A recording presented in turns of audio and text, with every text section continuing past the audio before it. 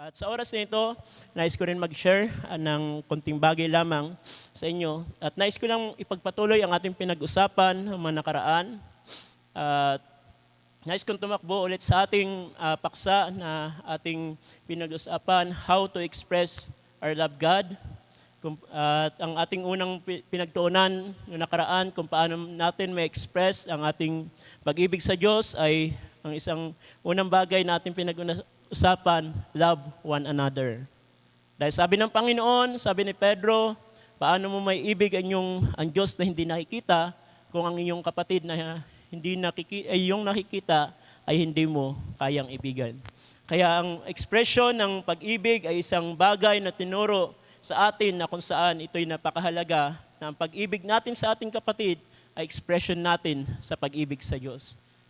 At sa oras na ito, nais ko rin naman pagtuunan, hallelujah, ang isang bagay na kung saan deny yourself. Ang pagtanggi sa sarili ay kuminsan ito yung struggle ng bawat isa sa atin, kahit man sa akin, may mga bagay na struggle na pagpili. At ang sabi ng Panginoon, ang Panginoon nagsabi sa kanyang sulat sa Matthew 16, sa 24, sabi ito, sabi niya, nang magkagayon, sinabi ni Jesus sa kaniyang mga alagad, kung ang sino man tao'y ibig sumunod sa akin, ay tumanggi sa kaniyang sarili at pasanin ang kaniyang krus at sumunod sa akin. Sabi ng Panginoon, ang sino man magkagayon, sinabi ni Jesus sa kaniyang mga alagad, kung ang sino man tao'y ibig sumunod sa akin, ay tumanggi sa kaniyang sarili. Ating pag-usapan muna, unahin natin ang pagtanggi sa sarili. Ang pagsunod sa Panginoon ay ang pagtanggi sa sarili. Ang pagtanggi sa sarili ay ang pagsusuko mo sa sarili mong kagustuhan. At pagpili mo ng kalooban ng Diyos. Ang pagtanggi sa sarili ay isang bagay na kuminsan ay struggle ng mga mananampalataya dahil kuminsan ang kalooban ng Diyos na gusto niyang gawin, minsan yung bagay na mahalaga sa iyo ay yung pa ang hihingiin sa iyo ng Diyos. Hindi para bagay na kung ano man bagay, kundi nais ipakita ng Diyos, nais ituro ng Diyos sa atin, kung gusto mo sumunod sa akin, tanggihan mo yung sarili. Dahil ang gusto ipakita ng Diyos sa ating mga buhay, brothers and sisters, sa kanyang paglilingkod natin sa ating Panginoon, ay hindi tayo nakatingin sa ating sarili. Dahil kung tayo sa ating sarili, tayo lagi nakatingin sa ating mga bagay, mahirap sumunod sa Diyos. Kaya nga, kinakailangan na ang ang tao ay kinakailangan mamatay sa kanyang sarili. Sa kanyang sariling kalooban. Dahil kapag ang ating sariling kalooban ang siyang laging nasusunod, hindi tayo lubusan na makakasunod sa ating Panginoon. Dahil ang unang bagay ng pagsunod sa Panginoon, una ay ang pagtanggi sa kanyang sarili. Ang pagtanggi sa kanyang kagustuhan. Ang pagtanggi sa sarili ay mayroong kang bagay na sinusunod, mayroong kang bagay na mas mahalaga, na alam mo ito yung mas tama, ito yung susundin mo. At ang pagtanggi na ito ay hindi ganun kadali. Minsan ito'y may struggle. Dahil mahirap tanggihan yung bagay na yung nakasanayan. Lalo na kapag nasanay tayo sa isang bagay at mayroong mga bagong bagay ay hindi tayo makahakbang. Bakit? Minsan nariyan ang takot. Paano na lamang kapag ganitong bagay? Pero ang Panginoon ay nagtuturo sa atin na unahin muna natin siya. Gawin muna natin ang bagay na gusto niya. Nung ang Panginoon ay ang batang mayaman sa Matthew 19, na kung saan ang batang mayamang ito, sabi niya, lumapit siya, Master, anong bagay ang gagawin ko para magkaroon ako ng buhay na walang hanggan? Sabi ng Panginoon, gawin mo ang ganitong bagay, gawin mo ang mga kautusan, ang mga bagay na yan, gawin mo at magkakaroon ka ng buhay na walang hanggan. At sabi niya, ginawa ko na lahat ng bagay na yan. Ano na lang mang kulang? At ang Panginoon ay humanga sa batang ito. Ang batang ito ay na-practice niya ang kautusan, na-practice niya lahat ng bagay, ginagawa niya lahat ng bagay, natutunan niya to mula pagkabata ay ginagawa na niya. Pero sabi ng Panginoon, isa na lamang ang kulang sa iyo. At kung minsan ang isang bagay na hinihingi sa atin ng Panginoon, minsan ang hirap bitawan. Sabi ng Panginoon, isa na lang. Nagawa na niya na lahat ng bagay, pero sabi niya, isa na lamang. Ibenta mo ang iyong mga pangailangan, ibenta mo ang iyong mga tinatangkilig, at sabi niya, sumunod ka sa akin. At sabi nito, nalumbay ang kanyang puso, at siya'y tumalikod sa Panginoon na hindi niya nagawa ang kalooban ng Panginoon. Ano ba ang gusto ipakita ng Panginoon? Gusto ba ng Panginoon na ang taong ito maghirap? Gusto pa ng tao na ang tao na susunod sa Kanya ay maghirap?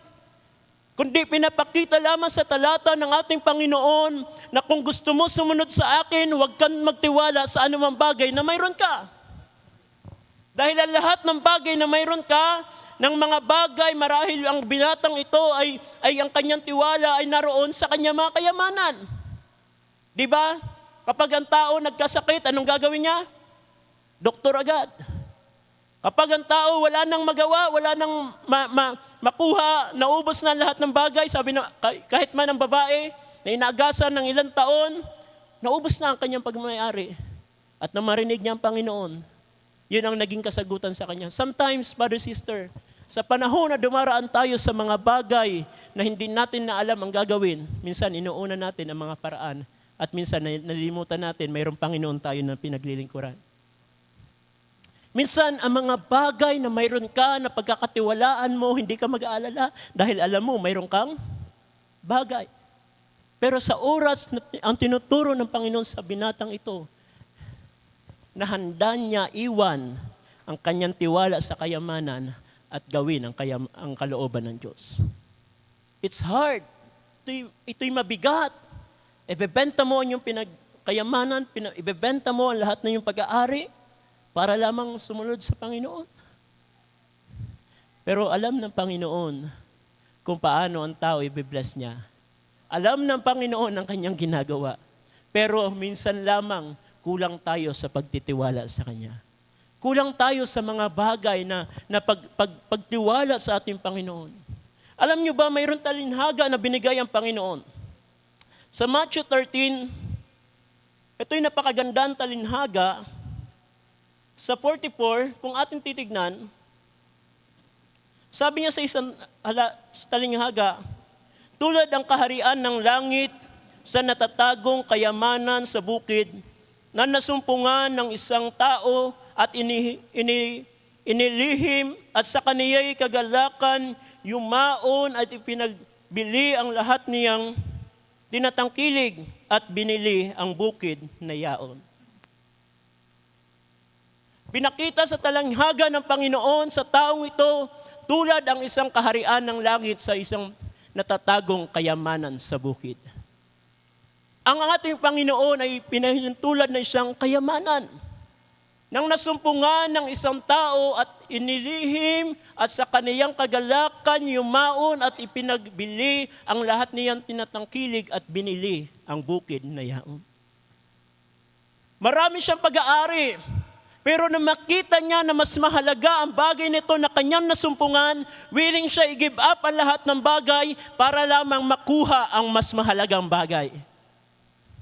At kung atin maunawaan, brother, sister, sa ating buhay paglilingkod, kung alam natin na mas mahalaga ang sundin ng kalooban ng Panginoon, willing ka mag-sacrifice ng mga bagay at iwan ang mga bagay dahil alam mo mas higit na mas dakilang bagay na plano ang Diyos sa iyong buhay. Pero kung tayo naglilingkod na hindi natin lubos na unawaan ang mga bagay na mas mahalaga sa ating buhay paglilingkod, hindi natin magagawa ang lahat ng bagay. Maglilingkod tayo sa paraan na gusto natin, maglilingkod tayo sa paraan na kung saan tayo komportable. Kung minsan ang mga kapatid, ang mga mananampalataya ay naglilingkod sa panahon na comfort ang lahat ng bagay. May mga panahon na paglilingkod na kung saan ahamunin ka ng Panginoon sa isang bagay kahit mahirap, pero kinakailangan mo sumunod. Sometimes may mga struggle sa paglilingkod.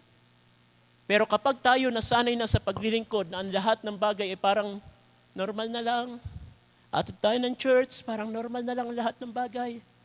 Pero kapag naunawaan natin na sa bawat gawain, bawat mga pagkakatipon ay lagi dyan mayroon pagpapasya. Sabi nung gawain nung nakaraan, sumakit lang konti ang ulo sa di na makadalo. Makaramdam lang ng parang di maganda pakiramdam. Parang pa lang eh. Di ka pa sure, di ka na sa gawain. Bakit? Alam nyo, ang bawat paglilingkod, ang bawat kagustuhan natin nasa ating pagpili yan. At kung alam mo ang isang bagay na mahalagang bagay para sa iyong buhay, kagaya ng isang taong ito, willing ka mag-sacrifice para lamang makuha mo ang mahalagang bagay. At naniniwala ako, ang bawat pagkakatipon ay hindi itong birong bagay. Ang bawat pagkakatipon, ito'y gawain ng Panginoon. At sabi ng Panginoon, samantalahin niyo ang panahon. At ang panahon ay malapit na samantalahin niyo ang bawat pagkakatipon. Pero kapag ang tingin natin sa pagkakatipon ay naging normal na lamang, naging relihiyoso na lamang, uwi tayo sa samba, pag uwi natin wala. Kung yan na lamang ang tingin natin sa ating gawain, wala nang kagalakan. Yan ang dahilan kung bakit kuminsan na ipagpapalit natin ang gawain sa mga bagay na tila hindi naman mahalaga. Pero kung pag nakita mo gaano kahalaga ang isang bagay ng kalooban ng Diyos, kaya mo ihanda, kaya mo isacrifice ang mga bagay na iyong kaabalahan alang-alang lamang sa gawain ng Panginoon. Ganito pinakita ng talinhaga. Nung makita niya na mas mahalagang bagay yun na kanya nasumpungan, willing niya i-give up ang lahat ng bagay para lamang sa bagay na nakita niya na mas mahalaga. Kapag nakita mo sa iyong buhay at naranasan mo ang pag-ibig ng Diyos sa iyong buhay, kaya mo iiwan ang lahat ng bagay dahil sa pag-ibig mo sa Diyos. At ang mga bagay na yan, brother, sister, ay malaking bagay sa atin. At minsan, ang hamon sa atin, mga buhay pananampalataya ay nariyan.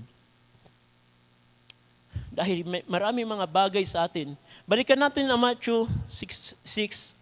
Atin tignan. Matthew 6:21. Ano sabi yan? Sapagkat kung saan naroon ang iyong kayamanan, doon ang iyong puso. Kung ano ang mahalaga sa iyo, kung ano ang mas importante sa iyo, hindi lamang yan about sa kayamanan, kundi kung ano ang pinagtutuunan mo ng oras, panahon sa iyong buhay, yon ang iyong kayamanan. At kung ano ang priority natin sa ating mga buhay, yon ang ating kayamanan. At kung anong bagay na hindi natin kayang bitawan, yan ay iyong kayamanan. Bakit? Ang hinihingi ng Panginoon sa atin ay ang ating puso. Deny yourself to the Lord. Tanggihan mo yung sarili. At ang pagtanggi sa sarili ay mabigat at maraming mga bagay na kuminsan na mahirap gawin. Pero sa kanila, na tunay na nakaranas ng pag-ibig at ng pagkilos ng Panginoon, hindi mahirap ipagpalit ang mga bagay na kanilang pinapriority sa mga bagay ng kalooban ng Diyos. Sa kanila na nakaranas ng pag-ibig ng Diyos sa kanilang mga buhay, hindi mahirap para sa kanila maglingkod. Bagamat may struggle, bagamat may mga bagay na pinagdadaanan, pero hindi nila ito tinitignan, kundi ang tinitignan nila na ako'y maglilingkod sa Panginoon. Dahil kung akala natin ang paglilingkod sa Panginoon ay madaling bagay. Kaya sabi ng iba, akala ko ba pag naglingkod ka sa Panginoon, pagpapalain ka ng Panginoon? Akala ko ba nung panahon na naglingkod ako sa Panginoon, ang pangako ng Panginoon, ang sino maglilingkod sa akin ay pagpapalain ko? Bakit ngayon dumadaan ako sa paghihirap? Bakit ngayon ganito ang aking kalalagayan? Ayoko na maglingkod sa Panginoon. Dahil kuminsan, ang tingin ng tao sa paglilingkod sa Panginoon, ang kanilang ginagawa ay kuminsan ay tila naghahanap sila ng sukli. Pero alam nyo, ang paglilingkod sa Panginoon, nariyan ang sakripisyo. Sa atin susunod ang take up your cross, ating pagtutuunan ng pansin sa mga susunod. Pero sa ating buhay, brothers and sisters, sa mundong ito, marami tayong mga kaabalahan, marami tayong ginugusto.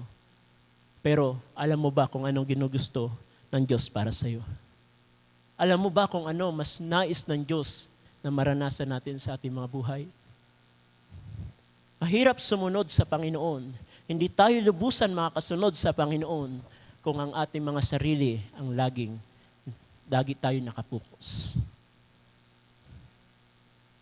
Dahil kung lagi tayo nakatingin sa ating sarili, sa ating mga kalalagayan, mahirap sumunod. Mahirap magpatuloy. At kung hindi natin alam kung ano ang mas mahalagang bagay sa ating paglilingkod, yan ang dahilan kung bakit naglilingkod tayo na parang natural na lamang. Wala nang kagalakan, wala nang excitement, wala nang mga bagay na kung saan ay naroon ang kagalakan mo. Sometimes, nabanggit ni Pastor Eli nung last gawain, sabi niya, minsan, ang ating gawain na lamang, sabi niya, mga musician, tumutugtog na lamang, dumadalo na lamang dahil mayroon silang gampanin. Pero ang totoong bagay, ang kanila nakakalimutan na ang kanyang paglilingkod ay hindi lamang sa pagtugtog, sa pag-awit, sa pag-MC o sa anuman. Sabi niya, nakalimutan nila na may mas mahalagang bagay na silang ginagawa. At sabi niya, kapag ang mga bagay na ating paglilingkod ay nakapokus na lamang sa ating ginagawa, kuminsan ang excitement sa ating mga puso ay wala na. Parang ginagawa na lang natin yung isang bagay dahil kailangan kong gawin, ministry ko to, kailangan ko gawin. Hindi masama ang ministry, pero lagi natin alalahanin sa lahat na ating ginagawa ay ito ay para sa Panginoon. Sometimes, ang mga bagay na ating routine na nagiging parang nagiging routine na lamang. Parang relihiyoso na lamang. Pero naniniwala ko sa kanila na nakakaunawa ng kalooban ng Diyos, gumagawa sila na mayroong kagalakan sa Panginoon.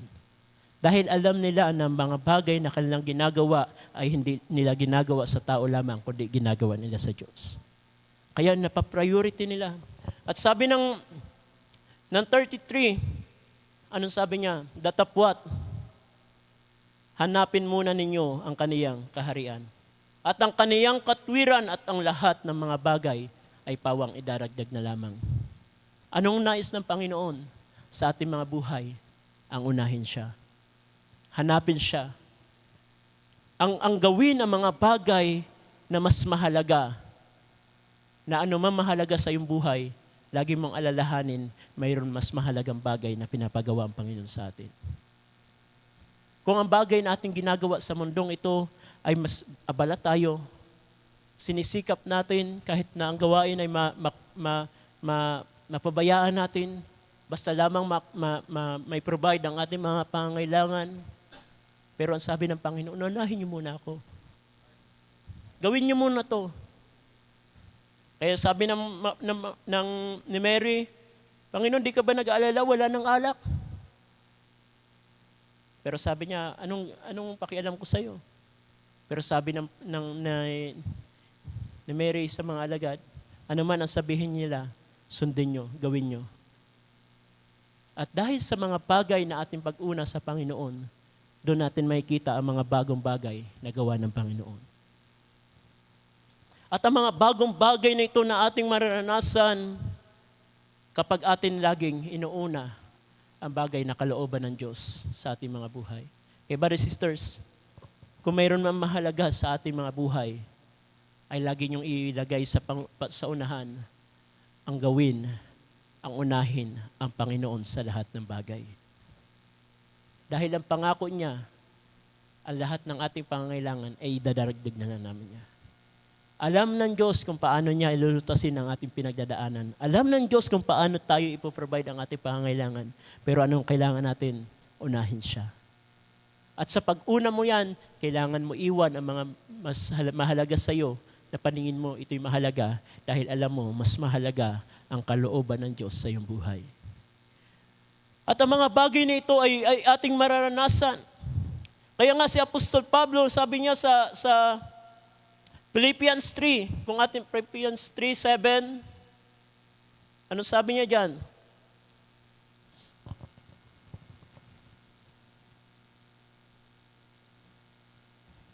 Ang sabi niya, gayon man ang mga bagay na sa akin ay pakinabang, ay inari kong kalugihan alang-alang kay Kristo. Ano si Pablo? Sa babasahin natin sa taas, sabi niya, ako'y parasiyo ng mga parasiyo. Ang kautusan ay kanya sa ulo, siya'y naging mag-usig sa iglesia dahil nakita niya ito'y mahalaga. At sabi niya, ako'y itinuli, ako'y Roma, sabi niya, lahat ng bagay na yan, mayroon ako'y pagmamalaki sa akin sarili. Di ba kuminsan ang tao ay naroon ng pagtitiwala niya, pagmamalaki niya sa mga bagay na mayroon siya. Pero ano sabi ng 7? Gayon man ang mga bagay na sa akin ay pakinabang, ay inari kong kalugihan alang-alang kay Kristo. Natutunan ni Apostol Pablo na kung saan huwag magtiwala sa mga bagay na mayroon siya, kundi ang mga bagay na to ay kanyang binitawan, maisunod niya lamang si Kristo sa kanyang buhay. Kaya niyang iwan, kaya niyang talikuran ang mga bagay na sa kanya'y mahalaga, sa kanyang paningin, sa kanyang pag-aaral, naging bihasa sa kautusan, pero nang makilala niya si Kristo sa kanyang buhay, kaya niyang iwan ang lahat ng bagay alang-alang kay Kristo sa kanyang buhay. At sabi sa 8, oo nga, at lahat ng mga bagay inari kong kalugihan dahil sa dakilang kagalingan ng pagkakilala kay Kristo. Kung bakit kayang iwan ng isang tao ang mga bagay na sa kanya'y mahalaga, ang isang bagay na dahilan dahil sa pagkakilala niya kay Kristo. Pero kung hindi natin naunawaan lubos kung sino si Kristo sa ating mga buhay, yan ang dahilan kaya natin na kuminsan na ipagpapalit ang mga bagay ng kalooban ni Kristo kaysa mga bagay sa ating kagustuhan. Pero kinakailangan, sabi niya, kung gusto mo sumunod sa akin, sabi ng Panginoon, tanggihan mo yung sarili. Tanggihan mo mga bagay na sa iyo'y mahalaga. At yan ang natutunan ni Apostol Pablo. Sabi niya, oo nga, at lahat ng mga bagay ay inari kong kalugihan dahil sa dakilang kagalingan ng pagkakilala kay Kristo, Jesus na Panginoon ko, na alang-alang sa kaniyang tiniis ko ang kalugihan ng lahat ng mga bagay at inari kong suka lamang upang tamuhin ko si Kristo. Ito napakaganda na minsan ang hirap na gawin natin. Minsan nga mga simpleng bagay di pa natin mabitawan para lamang kay Kristo. Yes, that's true. Struggle natin yan. Lahat tayo may struggle niyan.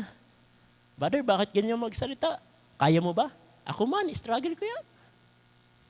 Minsan, mas mahalaga mga bagay sa aking buhay kaysa mga bagay kung minsan ang kalooban ng Kristo. Minsan nga sa pananalangin, pagbabasa, struggle natin yan. Pero dahil sa mga bagay na ating natutunan sa kanyang salita, unti-unti tayo natututo. Unti-unti natin ang ating buhay ay nilalapit sa Panginoon.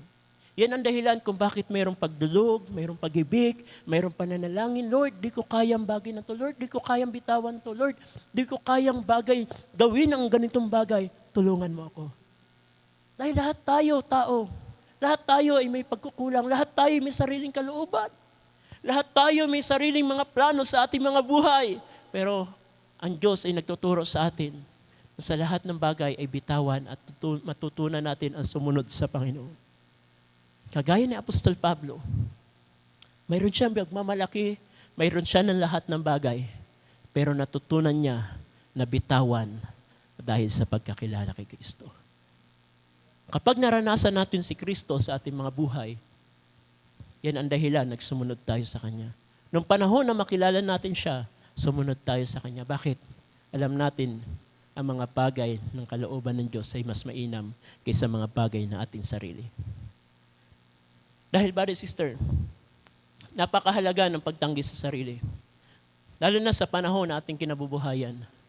Ang panahon na ating kinabubuhayan, sabi ni Apostol Pablo sa Timothy, this is the perilous time. Ito'y mapanganib. Anong dahilan kung bakit naging mapanganib ang ating panahon?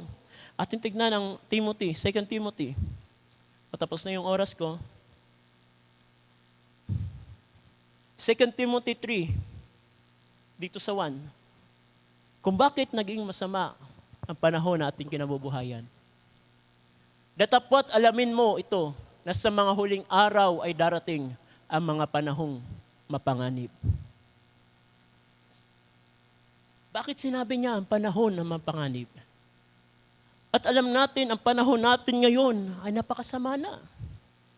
Makikita natin sa mga balita, makikita natin ang mga tao sa mundo kung gaano nakasama ng ating panahon. Ang dahilan, tignan natin sa 2. Ano sabi niya? Sapagkat ang mga tao ay magiging maibigin sa kaniyang sarili. Una, kung bakit ang mundo ay pasama ng pasama dahil ang mga tao ay nakapokus sa kanilang mga sarili.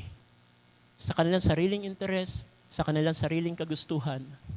At ito ang hindi nagiging mainam sa ating mundo. Kaya nga sabi ng Panginoon, kung gusto mo sumunod sa akin, unang mong gagawin, deny yourself. Dahil kapag ang sarili mo ay tinanggihan mo, ano mga bagay na masasamang bagay, di mo na gagawin. Bakit alam mo kung ano ang mahalaga? Ano sabi niya? Sapagkat ang mga tao ay magiging maibigin sa kanilang sarili, maibigin sa salapi, mayayabang, mga malaki, mapagtungayaw, masuwayin sa mga magulang, mga walang turing, mga walang kabanalan, next, walang katutubong pag-ibig, mga walang paglulubag, mga palabintangin, mga walang pagpipigil sa sarili, mga bangis, hindi mga maibigin sa mabuti. Mga lilo, mga matitigas ang ulo, mga palalo, mga maibigin sa kalayawan kaysa mga maibigin sa Diyos. Ano ang pinaka-cause na bagay nito? Ay ang tao, kapag nagpasimula siya, na ibigin ang kanyang sarili. Ang lahat ng kasamaan, ang lahat ng hindi magiging bakit? Nagiging self-centered na siya. Ang kanyang hinahanap ay mga bagay na magsasatisfy sa kanya. Ayaw niya magpalamang, ayaw niya na nalalamangan siya, ayaw niya na nasasaway siya. At sabi ng mga talata, darating ang panahon, kahit sa Timothy din, na darating ang panahon na ang mga tainga ng mga makikinig ay kakati. At hindi nila papakinggan ang mga magaling ng aral at makikinig sila sa mga aral na kung ano ang gusto nila. Kaya sabi niya, paalala niya kay Timothy, mag-ingat ka. Dahil ang panahon na ating kinabubuhayan, ang tao ay hahanapin nila ang mga bagay. Ano sabi niya? Sapagkat darating ang panahon na hindi nila titiisin ang magaling na aral. Kundi pagkakaroon nila ng katis, ng tainga, ay magsisipagbugtong sila sa kanilang sarili na mga guro ayon sa kanilang sariling mga masasamang pita. Tatalikuran nila ang magaling na aral. Anong dahilan? Dahil sa labis na pagmamahal sa kanilang sarili. Kung bakit tinuturo ng Panginoon sa atin sa pagsunod natin sa Kanya, ang una niyang tinuro, tanggihan ang sarili. Dahil ang pagtanggi sa sarili, ito ang struggle ng tao. Nasa panahon tayo na ang panahon ay human rights. Ang gusto ng tao, ang kanyang karapatan. Karapatan ko to. Pero hindi mo pwede iharap yan sa Diyos. Sa pagharap mo sa Diyos, hindi karapatan mo ang dapat masunod, kundi i-deny mo ang karapatan mo at gawin mo ang kalooban ng Panginoon. Kung ang pundong ito ay nagsisigaw ng human rights, ang aking karapatan ko to magsalita, karapatan ko tong gawin. Pero ang Diyos sumisigaw sa huli mga araw na ito, anak, akin na yung karapatan mo. Akin na yung kalooban mo. At ibibigay ko sa iyo ang kalooban ko. Ito ang gusto ng Diyos. Kung ang tao man ay pasama ng pasama, at ang tao ngayon ay gusto niya na istant ang lahat ng bagay. Pero ang mga anak ng Diyos, handa na maghantay, handa mag-sacrifice para masunod ang kalooban ng Panginoon. Kung ang panahon natin na kinabubuhayan ay pasama ng pasama, higit tayo na lumapit sa Panginoon. Higit natin indulog ang ating mga buhay sa Panginoon. Ano sabi ng Ephesians? Papus na lang kasi yung book of Ephesians ko ay tanggal na. Ephesians 19, sa akin, tayo patungo sa pagtatapos. Ephesians 4:19 to 22, sabi yan, pang ating titignan, na sila sa di pagkaramdam ng kahihiyan ay napahikayat sa kalibugan upang kalakalin ang lahat ng karumihan ng buong kasakiman. Ngunit kayo hindi nangatuto ng ganito kay Kristo. Ano ang panahon natin? Ang panahon natin ang mga tao ay nasadlak na sa karumihan, sa kadustaan, sa kasalanan. Pero sabi ni Apostol Pablo, ngunit kayo'y hindi nangatuto ng ganito kay Kristo. Ano ba ang natutunan natin kay Kristo? Ano ba mga bagay na natutunan natin kay Kristo? Ang ating natutunan ay ang tanggihan ng ating mga sariling kalooban. Ang tanggihan ng ating mga sariling mga kagustuhan. Dahil ang laman ng pagnanasa nito, sabi ni Apostol Pablo sa Romans, ang mga bagay na gusto kong gawin ay hindi ko magawa. Ang mga mabuting bagay na gusto kong gawin ay hindi ko magawa. Pero yung mga kasalanan na hindi ko magawa, ay ayaw kong gawin ay siya ko nagagawa. At sabi niya, paano ako makakatakas nito? Pero sabi niya, ngunit salamat dahil kay Kristo ang lahat ng bagay ay nagkaroon siya ng kalayaan. Sabi niya, ngunit kayo'y hindi nangatuto ng ganito kay Kristo. Next. Kung tunay na siya'y inyong pinakinggan at kayo'y tinuruan sa kaniya gaya ng katotohanan na kay Jesus, 22, at inyong iwan tungkol sa paraan ng inyong pamumuhay na nakaraan ang dating pagkatao na sumama ng sumama ayon sa mga kahalayan ng pagdaraya. Ang natutunan natin kay Kristo, ang tinuturo ni Kristo sa atin, at inyong iwan, inyong tanggihan, inyong talikuran, tungkol sa paraan ng inyong pamumuhay na nakaraan ang dating pagkatao na sumama ng sumama.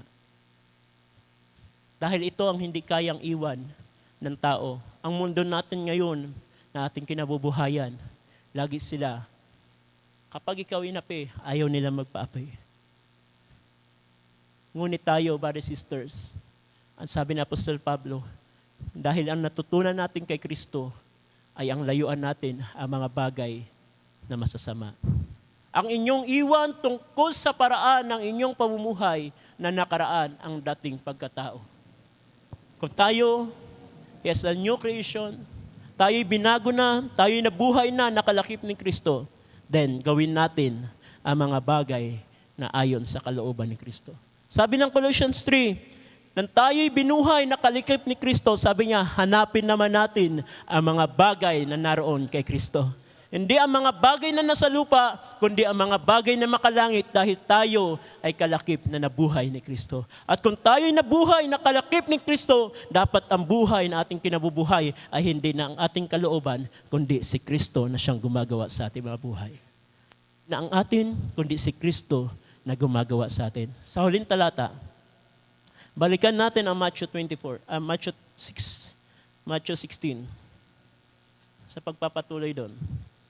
At ito yung huling talata na aking babasahin. Ating binasa kanina sa Matthew 16:24. Sabi niya dyan, nang maggagayon, sinabi ni Jesus, sabi niya ni Jesus sa kaniyang mga alagad, kung ang sino man tao ibig sumunod sa akin, ay tumanggi sa kaniyang sarili at pasanin ang kaniyang krus at sumunod sa akin. Sa susunod ating pagtuunan, yung pagpasaan naman ng krus. Ngayon ang tinuunan natin ay ang pagtanggi sa sarili. At next verse, sabi niyan, sapagkat ang sino man mag-ibig iligtas ang kaniyang buhay, ay mawawalan nito. At ang sino man mawala ng kaniyang buhay dahil sa akin ay makakasumpong niyaon. Next. Sapagkat ano ang pakikinabangin ng tao kung makamtan niya ang buong sanlibutan at mawalan siya ng kaniyang buhay. O ano ang ibibigay ng tao na katumbas sa kaniyang buhay? Next. Sapagkat ang anak ng tao ay naparito na sa kaluwalhatian ng kaniyang ama, nakasama ang kaniyang mga anghel, at kung magkagayon, bibigyan ang bawat tao ayon sa kaniyang mga gawa. Anong sabi ng talata? Sabi ng ating Panginoon? Anong kakamtan ng tao? Kung ang tao ay ibigin ang kanyang buhay, anong makakapalit nito? Ang uwian nito ay kamatayan. Pero kapag ang tao, sabi niya, tatanggihan niya ang kanyang buhay, ay magkakaroon siya ng buhay na walang hanggan. Ang tao ang pipili, ano ang kanyang susundin, ano ang mga bagay na kanyang lalakaran sa mundong ito. At nasa tao ang pagpapasya, ano ang pipiliin niya. Maari niya mapili ang buhay at maari din naman niya ang mapili ang kamatayan. Nasa ating mga puso, sa ating mga pagtanggi, sa mga inaalok ng kaaway, huwag natin sabihin malakas kasi ang hatak ng kaaway, pero lagi natin isipin. Sabi ni Brother Branham, the greatest enemy, sabi niya, ang dakilang kalaban natin ay hindi si ang diablo. Ang diablo, kakayanan niya lang manukso, ibigay sa iyo ang mga bagay na hindi kalooban ng Panginoon, pero ikaw pa rin ang magpapasya kung magpapatukso ka. Kaya sabi ni Brother Branham, ang dakilang kalaban talaga ng mga tao, hindi ang diablo, hindi ang sinuman, kundi ang kanyang sarili. Kapag natutunan natin supilin ang ating sarili, hindi na mahirap supilin ang mga gawa ng kaaway. Hindi na mahirap tanggihan ang gawa ng kaaway. Bakit? Namatay na tayo sa ating sarili. Kaya nga sabi ni Apostol Pablo, kailangan natin mamatay sa ating sarili upang mabuhay si Kristo sa ating mga buhay. Purihin ang Panginoon natin siyang palapakan. Hallelujah. Tayo manalangin sa oras na ito. Purihin ka, Panginoon, at dakilain ka sa oras na ito. Salamat sa iyong mga salita. Salamat, Panginoon, sa iyong pagtuturo at sa mga bagay na iyong mga salita. Tunay, Panginoon, sa huling araw na ito, nabubuhay kami sa panahon na napakasama, napakarami mga bagay na pinagdadaanan ng mundo. Ngunit salamat, Panginoon. Salamat, di mo kami iniwan, di mo kami pabayaan. Lagi ka sa amin, Panginoon. Kaya naman sa iyo namin pinagkakatiwala ang aming mga buhay. Sa iyo namin pinagkakatiwala lahat ng bagay na ikaw ang Diyos na siyang makakagawa at kikilos sa huli mga araw na ito. Tulungan mo kami, Panginoon, na lubusan namin tanggihan ang aming mga sarili. Lord, alam namin ito'y napakahirap. Kuminsan, Panginoon, napakahirap. Ito'y struggle namin sa aming mga buhay. Ngunit salamat, Panginoon. Sabi ni Apostol Pablo, hallelujah, magagawa ko ang lahat ng bagay dahil kay Kristo na nagpapalakas sa akin. Lord, sa amin, sagana sa aming sarili, hindi namin makakaya. Kagaya ng sinabi ng kasulatan, hindi sa Kanya na may ibig, hindi sa Kanya na may tumatakbo, kundi sa Diyos na naawa sa aming mga buhay. Lord, magagawa namin, masusunod namin ang iyong kalooban dahil mayroong Kristo na siyang nanahan at mayroong Kristo na nagpapalakas at mayroong Kristo na gumagawa sa huli mga araw na ito. Pansanlibutan man ay magpapasama ng pasasama, ngunit ang banal ay mananatiling banal at magpapakabanal hanggang sa iyong pagparito. Lord, to God be all the glory and honor and praise to you, God, in the mighty name of the Lord Jesus Christ we pray. Amen. Amen. Ating palapakan ng Panginoon. Hallelujah.